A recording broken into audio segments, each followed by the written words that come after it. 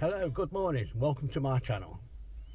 Today I'm at the Carr Vale Nature Reserve, which is a nature reserve managed by the Derbyshire Wildlife Trust.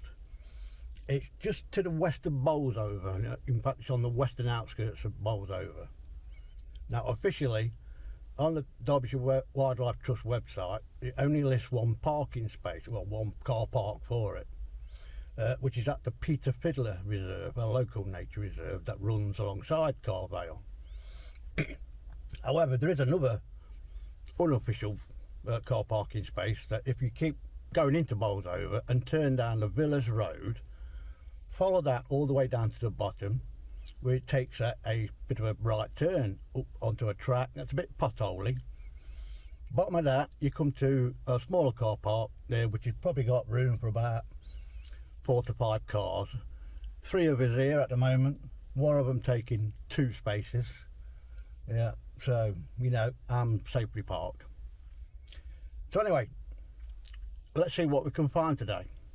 The nature reserve itself is quite good for bird watching. Plenty of overwintering birds on all the pools and lakes, and then of course we've got all your woodland birds, and Yellowhammers are actually quite common on here, so they say, so I'm looking out for them.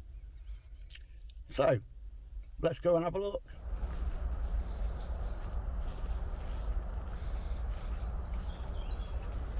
The reserve consists of 12 hectares of land, which are a mixture of open water, marsh, wet and dry grassland, scrub and trees. The River Dolly runs along the east side of the reserve. There are 5 main bodies of water, and there are 4 viewing screens and a number of benches throughout. One of the viewing screens juts out into one of the bodies of water and is surrounded on 3 sides by reed beds. From here you can see Bolsover Castle in the distance. Well, I pretty much walked the whole length of the reserve. There are about 5 viewing screens dotted about. Don't know if you can see one behind me.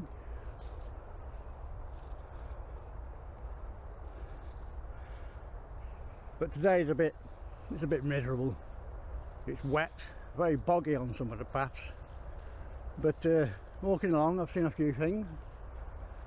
I caught up with my Yellowhammers, got a few shots of those, plenty of reed buntings, and obviously there's plenty of the more commoner birds like your great tit, blue tit, gold tit, dunnocks, robins, some bullfinches I've seen,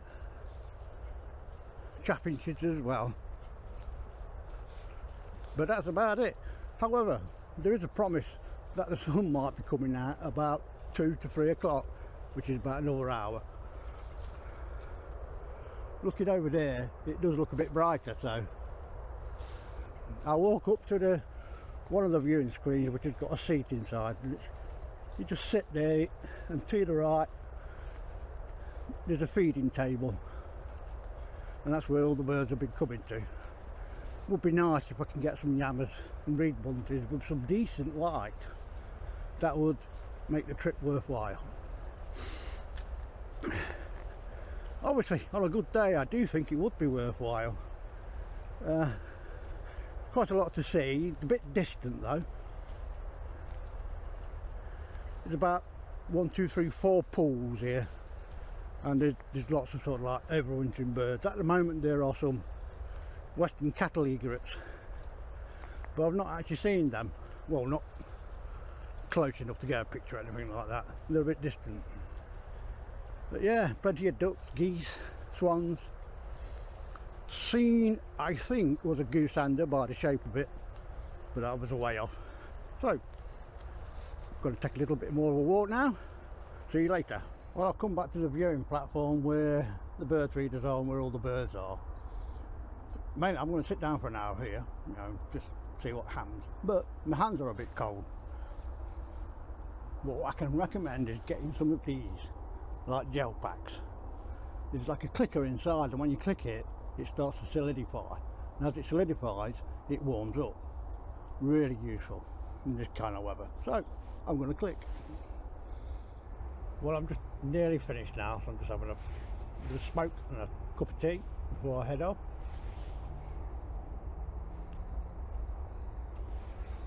just spent a good hour here. There's a viewing platform, and at the bottom of its ramp there's a feeding tray. There's a lot of birds around there, like I said earlier on. The yammer, or should I say yellowhammer, kept turning up quite regular, so got quite a few shots with them. But the weather not really playing ball, it can't decide what it's going to do. So in situations like that, trying to keep a balance between shutter speed and ISO. So I change over to manual. I can control the aperture and the shutter speed and let the ISO float depending on what's happening. And it can be fast changing because all of a sudden the sun would just come out, so it's quick with the shutter speed, quick with the aperture, and the ISO's remaining good enough or low enough to actually get a good exposure. So yes, sun's coming out, it's very low, bit in my eyes. It's time that I make tracks back towards the car, off home. So thank you for watching. Please subscribe if you want to see any more of my videos, and all I need to do now is say cheerio.